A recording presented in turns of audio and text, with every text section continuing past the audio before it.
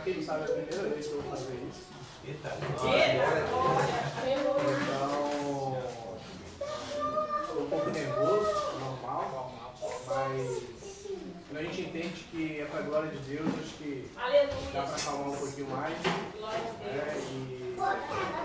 E espero que o que eu vá compartilhar com os irmãos aqui hoje possa edificar a vida de cada um, possa ficar gravado no coração de cada um.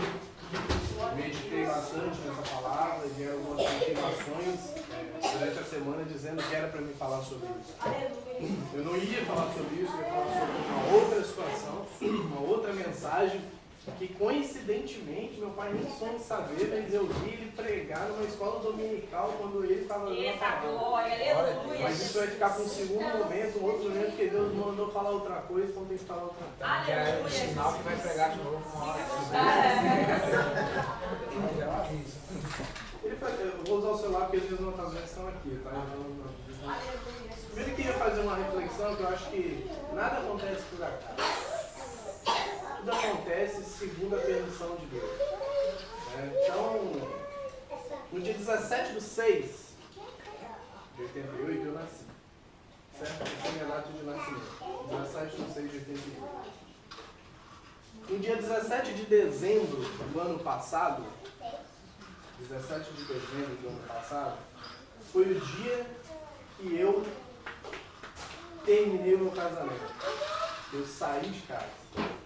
Fui levar a minha esposa a São Mateus. No dia 17/6 deste ano, dia do meu aniversário, a Etienne estava no encontro com Deus, com vocês, alguns de vocês. Voltando do encontro deles, era o fim do encontro com Deus, né? No dia 17/7, há um mês atrás, eu retornei para casa. E hoje é dia 17/8. 30 dias depois.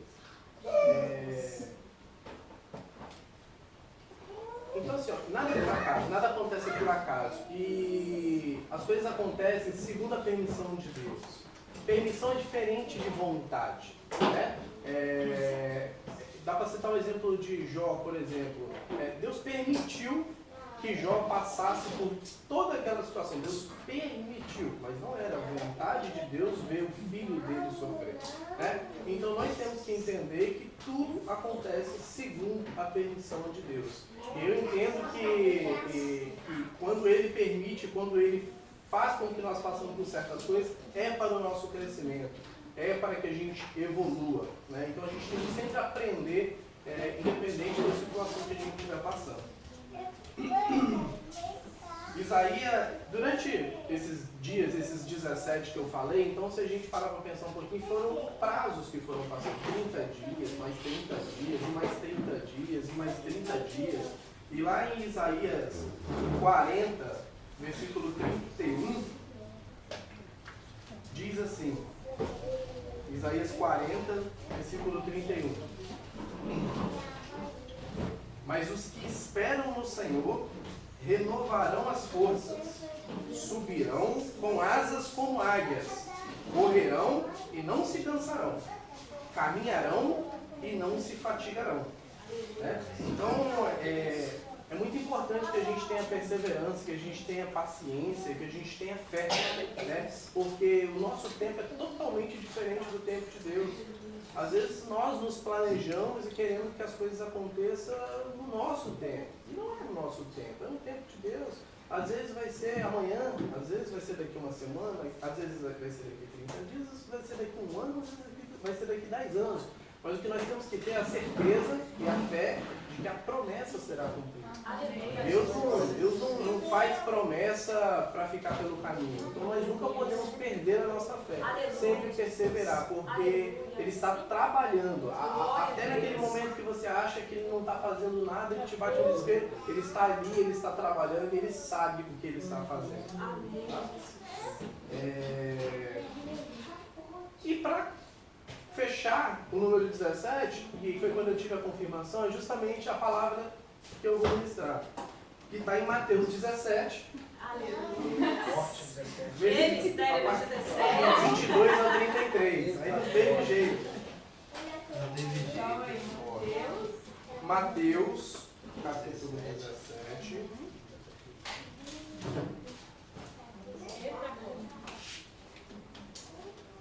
Aleluia, Jesus, glória a Deus.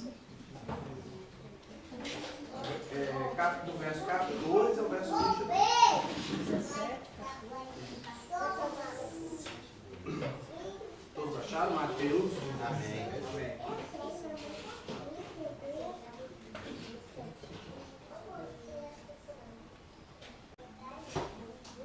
Peraí.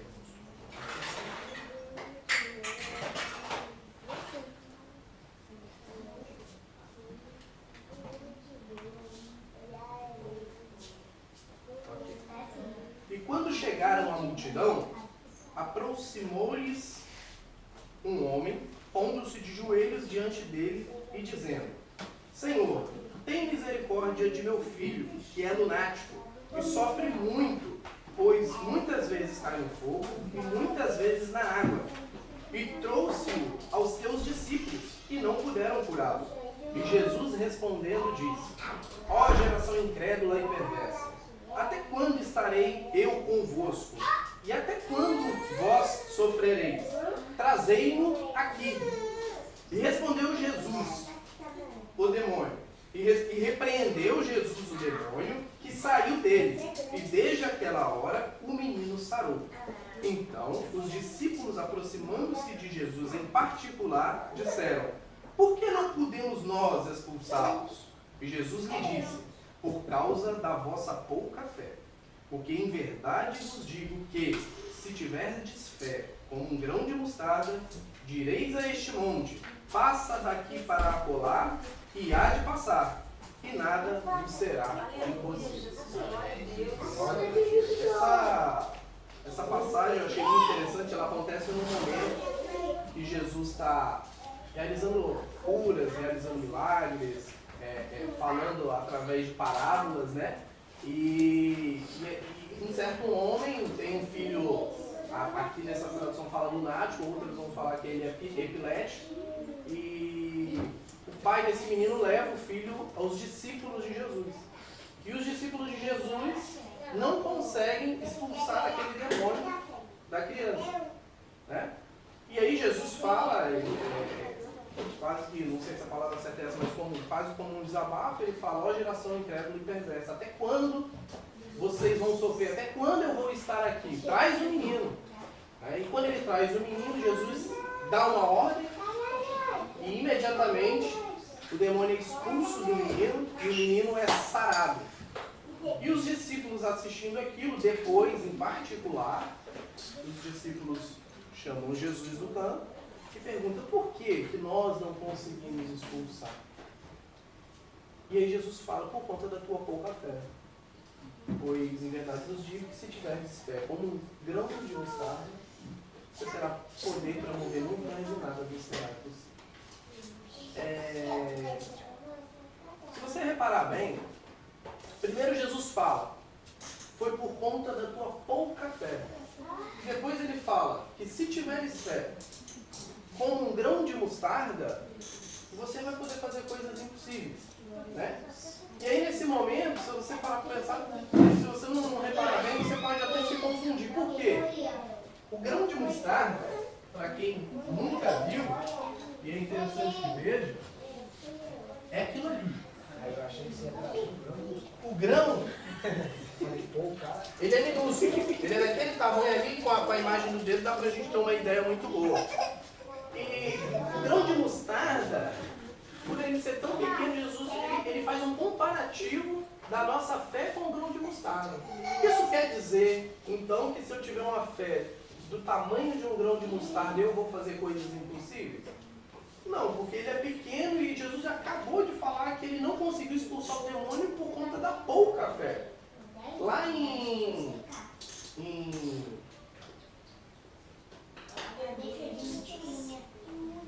Mateus 14, 22, que está tudo pertinho aí,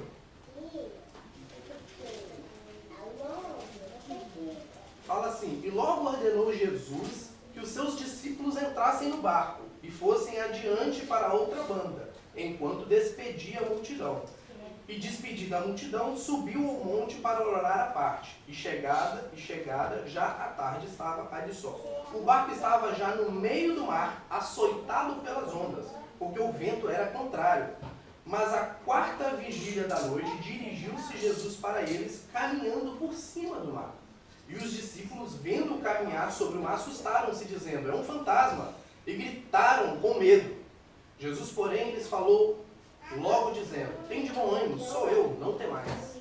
E respondeu-lhes Pedro e disse: Senhor, se és tu, manda-me ir ter contigo por cima das águas. E ele disse: venha. E Pedro, descendo do barco, andou sobre as águas para ir ter com Jesus. Mas, sentindo o vento forte, teve medo. E, começando a ir para o fundo, clamou, dizendo: Senhor, salva-me. E logo Jesus, estendendo a mão, segurou e disse: homem de pouca fé, por que duvidaste? Essa passagem ela é apenas mais uma confirmação de que Jesus, no momento que nós estamos com a nossa fé inabalada, com a nossa fé recarregada, no momento em que Jesus falou: Pedro, venha, Pedro caminhou sobre as águas. Mas no momento em que ele teve medo e deixou de olhar para Jesus e a sua fé balançou, ele começou a afundar. E aí Jesus foi lá, pegou ele e falou: homem de pouca fé, por que duvidaste? Então, se Jesus ensinou que nós não devemos ter pouca fé, por que ele compara a nossa fé com um grão de mostarda? Se o grão de mostarda, ele mesmo falou que é o menor de todos os grãos. E aí a gente tem que parar para entender a mostarda, o pé de mostarda. A mostarda, ela é de fato o menor de todos os grãos. Quando Jesus falou, o menor de todos os grãos. E quando ela nasce, quando ela brota, ela se transforma na maior de todas as hortaliças, certo? Depois que esse grão é plantado e que ele nasce, ela se torna uma hortaliça, a maior de todas. E ela não para por aí. Diferente do coentro, da salsa, da cebolinha, do alface, que o máximo que eles vão chegar é até aquela hortaliça, a mostarda ela vai além. Ela se torna uma árvore. Então, assim, a menor de todas as sementes, se regada, se adubada, se cuidada, ela vai se tornar a maior árvore daquela espécie. E aí fica fácil entender o que Jesus estava ensinando. Jesus não estava falando para nós termos uma fé pequena, do tamanho de um grão de mostarda. A Bíblia não fala do tamanho de um grão de mostarda, ela fala como um grão de mostarda. E a palavra como é que está fazendo a diferença nesse verso. Ele está fazendo um comparativo de fato. E é desse jeito que tem que ser a nossa fé. A nossa fé, ela começa pequena. O que é fé? Para começar a falar de fé, o que é fé? Alguém tem alguma dúvida de que 1 mais 1 é 2? Todo mundo tem a certeza de que 1 mais 1 é 2. Então você precisa ter fé para saber que 1 mais 1 é 2? Não. Ninguém precisa ter fé. Porque todo mundo já sabe que é. Fé é algo que você acredita, mas você não consegue ver. Mas você crê naquilo. Fé é crer que Jesus morreu por nós na cruz pelos nossos pecados. E quando nós temos essa fé, essa certeza, mesmo não estando lá naquela época, cai sobre nós a graça de Deus. A graça de Deus só vem sobre a nossa vida se nós praticarmos a fé. Glória a Deus. Se nós não praticarmos a fé, a graça não vem. E a graça é favor imerecido. Aleluia, Jesus. Glória a Deus. É o que nós precisamos buscar. Então, nós temos que estar ali, dia a dia, fortalecendo a nossa fé. E como eu faço para fortalecer a minha fé? A fé, primeiro, ela é uma opção. Ou você tem fé, ou você não tem fé. É uma escolha. A escolha é nossa. Ou eu acredito, ou eu tenho fé, ou eu não tenho fé. E como que eu faço para fortalecer a minha fé? Quando você começa a andar pela fé, não é fácil. Todo mundo sabe que não é fácil, porque andar pela fé é difícil. Mas quando você começa a colher os resultados daquilo, a sua fé começa a fortalecer. Porque fé, ela gera ações na nossa vida. Você começa a fazer coisas pela fé, e como você teve fé, Jesus atende, e isso gera resultado. Além de você estar edificando a sua vida, além de você estar fortalecendo a sua fé, outras pessoas estão vendo o seu crescimento na fé. Outras pessoas começam a se aproximar de você pela sua fé, pela sua história de vida, pelo que você está fazendo. Né? Então, eu achei bem interessante essa passagem, né? Porque, de fato, eu até assim, sou um pouco crítico quando eu leio, eu gosto de entender as coisas, e teve uma certa pessoa que falou que o grão de mostarda não era a menor de todas as sementes, quando Jesus falou. Só que a Bíblia é um livro que não tem erros. A Bíblia não existe um erro na Bíblia sequer. A Bíblia é 100% correta. Só que o menor grão... E não precisa ser atualizado. Não precisa ser atualizado. O menor grão, hoje, se você perguntar, não é o de mostarda. É a semente do morango. Mas então, Jesus, lá naquela época, Jesus errou quando ele falou que não. Se você parar para entender um pouquinho a história do morango, o morango ele foi criado na França em 1750 através de um cruzamento de duas espécies. Quando Jesus falou sobre o grão de mostarda, nem sequer existia morango. Né? Então, e outra coisa, o pé de morango ele cresce no máximo desse tamanho.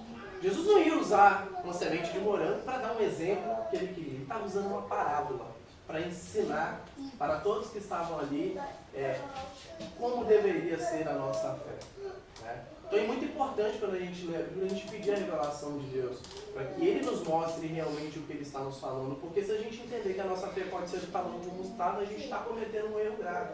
Né? E não é isso, fé é fortalecimento, é buscar todo dia, é buscar, colocar em prova mesmo, para que a gente possa colocar a nossa fé daquele. Tá? Glória a Deus. E Jesus é claro, ele fala que se fizermos isso, a nossa autoridade será de mover montanhas. A nossa autoridade vai ser de tirar uma amoreira daqui e plantar ela no mar, na água salgada. A Bíblia diz que o reino dos céus é como um semeador que semeia mostarda. Que ela brota, cresce, se torna tão grande que as aves vêm fazer ninhos em seus galhos. O que ele quis dizer quando ele disse isso? Quando nós estamos aqui, isso aqui pode se representar uma árvore de mostarda, onde existe um tronco e existe o galho.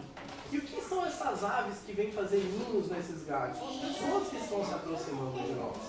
Essa célula não começou desse tamanho. Ela começou menor. Hoje ela está maior. Tem gente que visita, tem gente que chegou, mas a célula está maior. Tem aves se aproximando da nossa vida. Significa que o caminho é esse, que estamos no caminho correto, que não podemos desistir. Porque qualquer árvore, se você parar de dar água, se você deixar alguém colocar veneno, se você deixar ela se contaminar com uma erva daninha, ela vai morrer. Assim somos nós. Jesus foi muito sábio quando ele usou este exemplo. Né? Então, mais uma vez eu reforço para que nós fortaleçamos a nossa fé. Fortaleçamos, nós precisamos estar cada vez mais próximos de Jesus. Quando nós estamos próximos de Jesus, as coisas acontecem. Toda vez que você está distante, o mais simples fica muito difícil. O mais simples fica muito difícil. É muito simples. Porque lembra da passagem quando dos 5 pães e 2 peixinhos, que Jesus está lá e o discípulo chega e fala: mestre, vamos comprar comida para essa multidão. A Bíblia fala que eram 5.000, e naquela época só contava os homens, não contava as crianças, né? E Jesus falou: o que tens? E ele falou: não, só tenho 5 pães e 2 peixes. E Jesus fala: me dê os 5 pães e 2 peixes. Ele pede. E aqueles 5 pães e 2 peixes vêm para a mão de Jesus. Vem para a mão de Jesus e depois Jesus devolve aquilo para os discípulos. No momento que vem e que ele devolve, os 5 pães e 2 peixes começam a se multiplicar. Glória a Deus. Então, assim, o pouco que tem nas nossas mãos é muito quando você coloca na mão de Jesus. Aleluia. Não adianta você deixar na sua mão. A nossa função é fazer o que é possível. Os discípulos não podiam, não tinham poder para multiplicar o pão e o peixe. Quem tinha poder era Jesus. O que os discípulos podiam fazer era distribuir, que é o nosso papel. Quem tinha que empurrar a pedra de lado era a pessoa. Por quê? Porque para Deus a gente tem que dar o impossível. É Ele que é o Senhor dos Senhores, o Rei dos Reis. É Ele que tem o poder de fazer o milagre. É Ele que tem o poder de curar. É Ele que tem o poder de fazer o impossível. Então vamos entregar aquilo que nós temos. Porque às vezes a gente está batendo na parede, batendo a cabeça na parede, está tentando, mas é porque nós estamos tentando do nosso jeito. As nossas mãos. A gente não está colocando na mão dele. Ele está ali só esperando você entregar para ele fazer. Mas se você não entregar, ele não vai. Oh, Deus tremendo. Entrega nas mãos de Jesus e deixa que ele faça. Porque quando vai para a mão dele, o milagre acontece. Tu és tremendo, Jesus. Tu és santo, Deus. Aleluia. Glória a Deus. Tu és poderoso, Pai. Aleluia. Glória a Deus. Aleluia, Jesus. Glória a Deus. Aleluia. Aleluia. Lendo a parábola, o discípulo pergunta, por que Jesus, por que, Senhor Jesus, que o Senhor fala em parábolas para as pessoas? E Jesus responde, é porque se eu falar para eles, assim como eu falo com vocês, com os discípulos, eles não vão entender. Por isso eu falo com parábolas, para que eles entendam. É diferente de como ele fala. Quando eu li isso, eu trouxe para a nossa realidade imediatamente. A atitude que a minha esposa teve, a atitude que ele teve e tem até hoje, muita gente não consegue compreender. Muita gente não consegue compreender. Porque é espiritual. E quem não está no mundo espiritual não entende essas coisas. Jesus falava com um discípulo, os discípulos entendiam, mas com a multidão ele falava através de parábolas. Porque ele sabia que se ele falasse desse jeito, eles não iam entender. E assim, nos dias de hoje, nós temos que saber como falar para as pessoas. A gente tem que entender que muita gente não entende, não tem aquele discernimento, porque realmente não está envolvido naquele processo. E temos que ter paciência, temos que ter calma, temos que orar, para que nós façamos a nossa parte e deixar que Deus faça a parte dele. Jesus nos ensinou até isso, a como falar, quando falar. Ele nos deu um ensinamento completo para que a gente colocasse em prática. Glória a Deus. Tem que ser, Bia. Aleluia, Jesus. Quando a gente fez a dinâmica, uma pessoa estava dando a orientação correta e as outras estavam tentando confundir. Eu aprendi uma coisa com o pastor Thiago Domingo. Eu nunca mais esqueci. Eu acho que todo mundo tinha que entender isso, nunca mais esquecer. Porque isso você vai usar o resto da sua vida. Aleluia, Jesus. Thiago Brunet diz o seguinte: nós temos que saber qual que é a diferença de conselho e opinião. São duas coisas muito parecidas. Eu chego para o Leandro e falo, Leandro, desiste desse negócio, não vai dar certo esse negócio, é melhor para você fazer outra coisa, tal. O Leandro me ouve ou não me ouve? Eu estou dando uma opinião ou eu estou dando um conselho? Para responder essa pergunta é muito simples. Opinião pode ser dada por qualquer pessoa. Qualquer pessoa pode chegar até mim e me dar uma opinião. Tanto que as opiniões elas são diversas, elas divergem, cada um fala uma coisa. Geralmente ela mais confunde do que ajuda. É muito difícil uma opinião que você vai chegar e falar, poxa, muito obrigado. Normalmente as opiniões elas vêm mais para confundir do que para esclarecer. Qual que é a diferença? Então, quem pode me dar um conselho? Só duas pessoas podem te dar conselho. Só dois tipos de pessoas. Primeiro, um especialista no assunto. Por exemplo, se eu estiver falando se eu estiver com um problema judicial, eu posso ouvir um advogado. Porque ele é especialista no assunto. Então eu posso considerar aquilo um conselho. Ele estudou, ele sabe o que está dizendo. Tá? E o segundo tipo de conselho é da pessoa que te ama. Conselho só pode ser dado por duas pessoas. Por um especialista no assunto ou por uma pessoa que te ama. Então, para o Leandro decidir se ele me ouve ou não, ele tem que saber se eu sou especialista no assunto ou se eu amo ele. O meu pai pode me dar um conselho e eu posso ouvir tranquilo. A minha esposa pode me dar um conselho e eu posso ouvir tranquilo, porque são pessoas que me amam. Isso é conselho. Então, cuidado, porque se o Jackson tivesse ouvido as opiniões, que são sempre a maioria, ele tinha ido para o caminho errado. Quem estava dando conselho para ele era uma voz.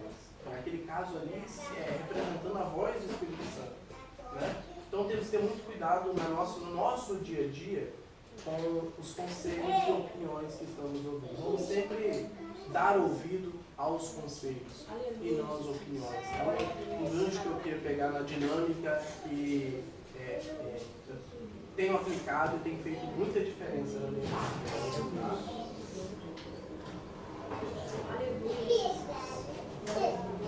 E para concluir, a gente tem falado muito sobre construir a nossa casa sobre a rocha nas últimas células.